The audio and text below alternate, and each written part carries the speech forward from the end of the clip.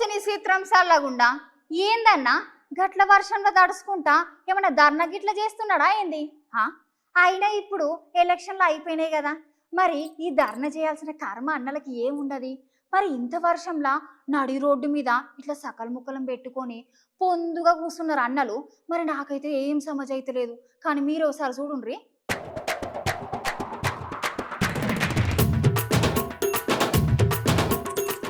ఈ వింత ముచ్చ చూస్తే కలికాలం దగ్గర పడుతున్నదనే చెప్పాలి. ఎందుకంటే ఏం చేస్తున్నారు, ఎట్లా చేస్తున్నారు, సమాజానికి ఏం సమాచారం ఇస్తున్నారో తెలియదు. కానీ గిట్లయితే చేయబట్టే తాగితే తమ్ముడు బామార్ది అవుతాడా అనే సామెత గుర్తున్నది కదా.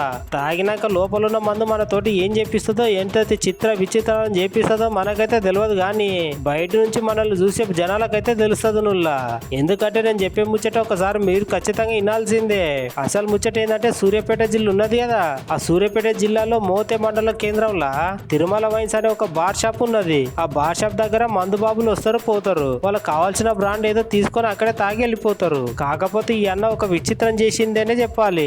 మరి అన్న అందరికంటే భిన్నంగా కనిపించాలని గిట్లా చేసిండా, లేకపోతే ఆయన లోపల ఉన్న ఇంకొక మనిషి ఆయన తోటి గిట్లా చేయించిందా మనకైతే తెలియదు. కానీ ఆ తిరుమల వైన్స్ ముందట మందు బాబులు వర్షం పడుతుంటే సుతా ఏ మాత్రం అదరకుండా బెదరకుండా అదే వర్షంలో కూర్చున్నారు. చూడురు వాళ్ళ ధీమా. మంచిగా ప్రపంచాన్ని గెలిచి దేశానికి ఏదో బహుమతి తెచ్చినట్టు ఎంత చక్కగా కూర్చున్నారు.